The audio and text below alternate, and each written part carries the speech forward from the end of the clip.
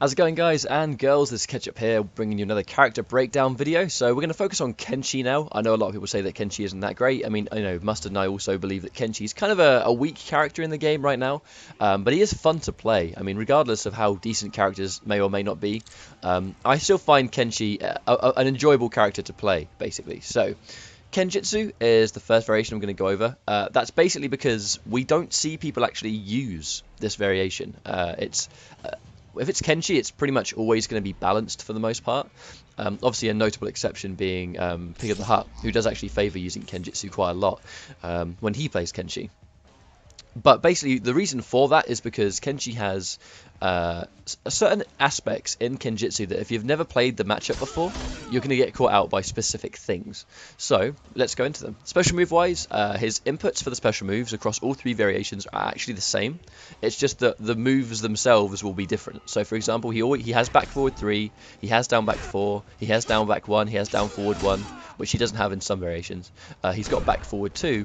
They're all the same inputs across all three variations, they just do different things. So with Kenjutsu, back forward 3 is a full screen choke. As you can see, it does cover the entire screen, does a good chunk of damage. But if he neutral crouches, if I turn him off auto block and go duck, if he neutral crouches, this whiffs entirely, like his other variations, where, like in Balanced, where you can neutral crouch it and then full combo punish him. That's no exception in Kenjutsu. You can still punish him. It takes like 46 frames to recover, which is a very, very, very long time. Let's go auto block. There we go.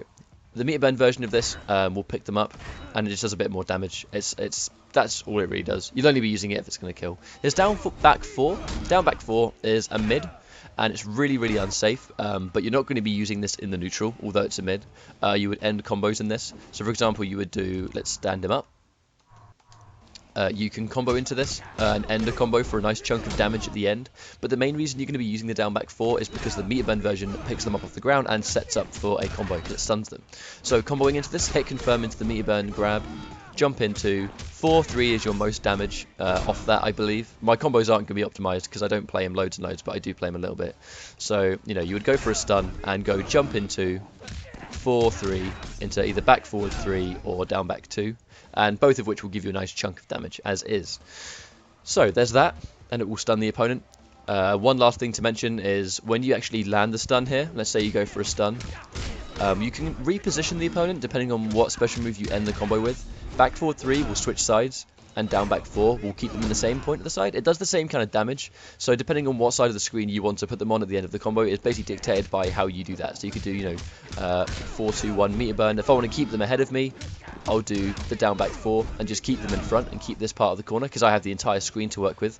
Or if it's the other way around and I land, let's say, I'm in the corner and I land a punish or something, I'm going to do jump into 4-3, back forward 3, and reposition them. And now, once again, I've got the entire screen to work with when it comes to zoning. And that's that when it comes to down back 4. His back forward 2 is a mid with amazing range for a mid, and it's a force push. So basically, look at that, the range is ridiculous. It's a really good keep away tool, it's a really good harassment tool, it's a really good poke. You're not really at much risk for using it, because there's so much pushback on screen. It doesn't take ages and ages to recover, and as I said, if you space it correctly, it's very, very hard to punish.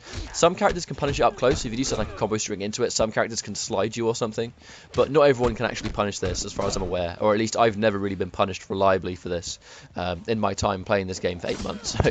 So it's a really good move, and as I said, it builds a good amount of meter on block when you throw it in, like a block string, like jump in 1 into block string into the push. Push back to back can be quite effective because they'll try and punish it and then eat another one. So you can really harass them. If we go into the corner real quick, if I reposition on the right hand side, this is really good as well because back-to-back shoulders here can be really annoying for the opponent to deal with.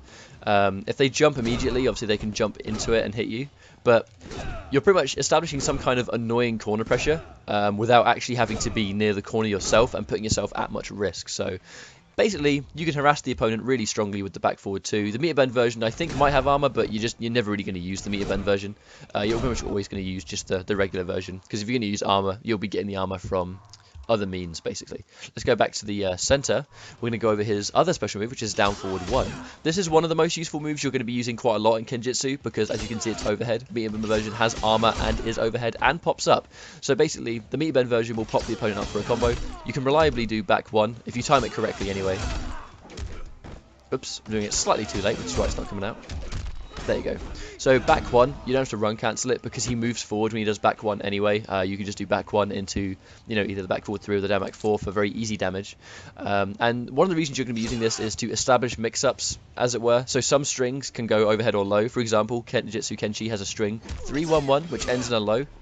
Obviously, we know that the down forward one's overhead, so you can do 3-1 overhead, and that's kind of like a pseudo 50-50. I believe it is going to be fuzzy guardable, because it's quite an obvious animation when he goes for the low, and obviously the overhead comes out really quickly. But it is there. It is an option that you can go for, and obviously if you commit to the option and they block low thinking, you know, you're going to go for the low, then just go for the overhead and then get damage there. So let's say you land this. My timing's really bad. There you go.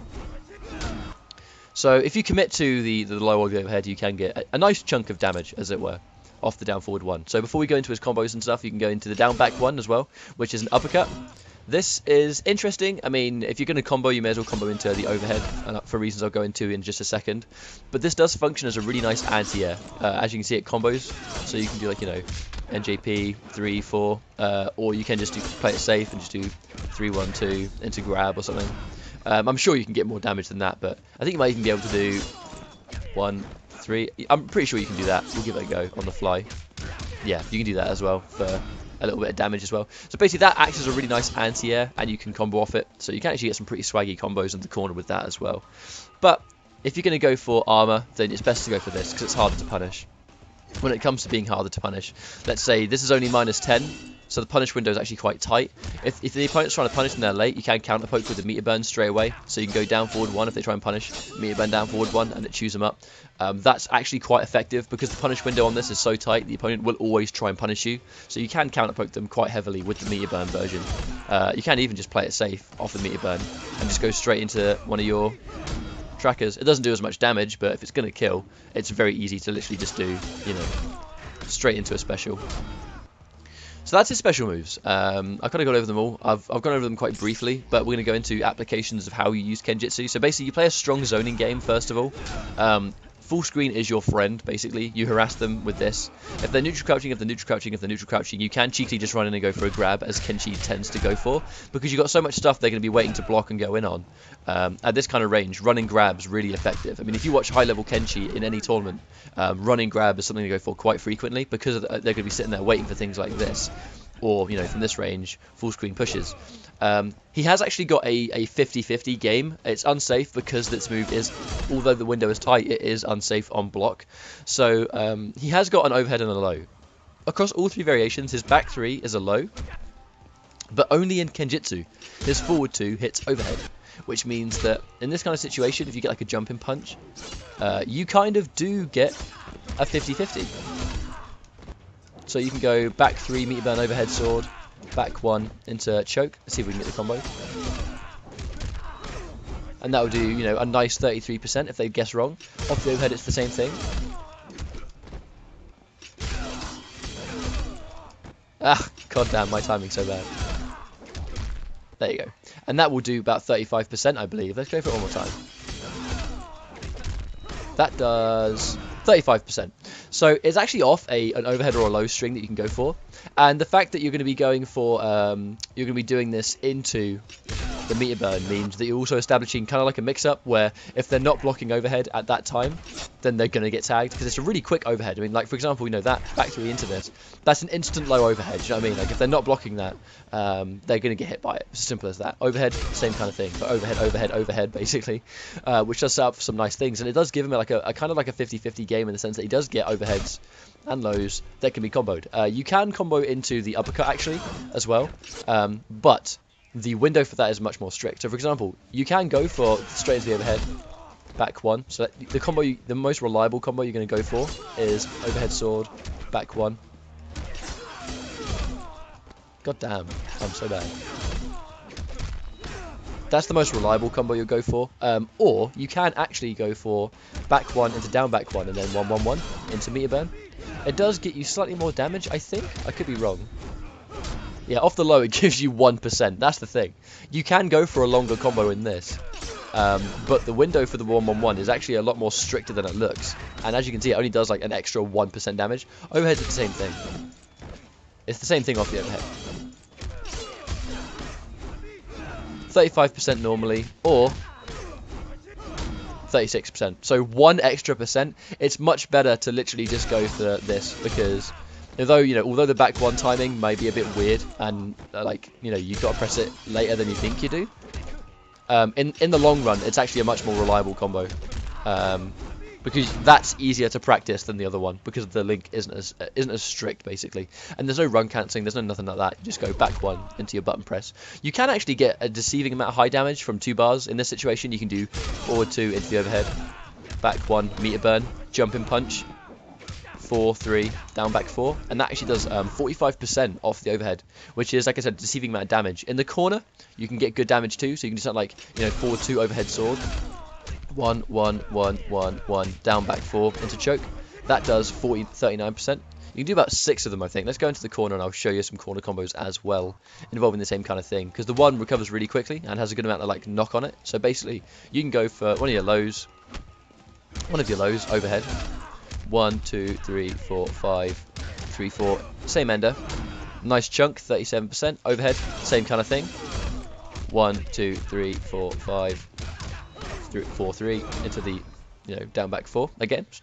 And you can spend 2 bars, and this is where the reset situation, you can go into resets with Kenjutsu. His down 1 is plus 16 on hit. It doesn't do much damage, but you can be using it for the plus frames. So for example, you can go for, let's set him to off auto block, so just in case he guesses, let's say he guesses wrong on this potential mix up. His down 1 is plus 16 on hit, I think. So you can, he's turned back on block all the time. That's not what we want, is it? Oh, he's in stance, that's why. Ha, oops. Right, there we go. So we land on the 50-50s. 1 2 3 4 meter burn, down 1, and then just go for it again. I know it's 3 bars, but it's a reset nonetheless. You can go for 2 bar resets, I believe, as well, which is basically just, you could do something like, you could go for down back 1 and then the 1 1 1 into the meter burn and then reset it as well.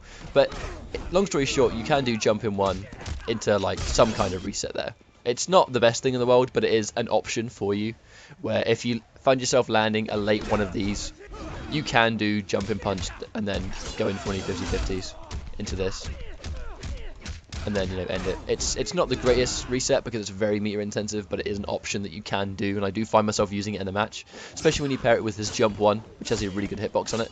So basically, long story short, Kenjutsu is all about establishing a full screen game, utilizing these moves to keep the opponent away, and when you get the chance to, establish mix-ups, as it were. Like any situation, something can go overhead or low.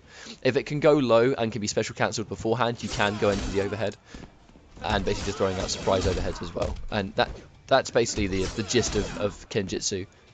It's kind of like, if you've never played it before, you're going to get hit by this move a lot because you're just not ready to get hit by it, basically. And if you know the matchup, it's still kind of hard to block specific things if you're not ready for them.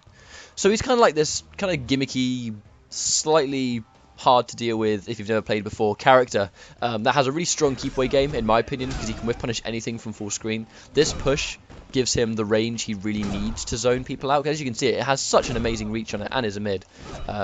Dealing with it's quite tricky at times. So that's kind of it. Kenjutsu is an interesting character. I really enjoy playing him. He's definitely my favourite variation of Kenshi, but it's, he kind of does the same thing across all 3 variations. It's just he gets a slight mix-up element in Kenjutsu because of these pseudo mix-ups and obviously, hard to blockable kind of situations with the low overhead off the back 3 overhead. So he can catch you out. He can definitely catch you out if you're not ready. I am Ketchup. This was our little tutorial breakdown on Kenjutsu Kenshi, the general gist of the character. What variation do you guys want to see next? Please let me know in the comments and I'll try to abide by that, no problem. Thank you very much for watching. Make sure you guys like, comment and subscribe for more MKX content, and I'll see you next time. Take care.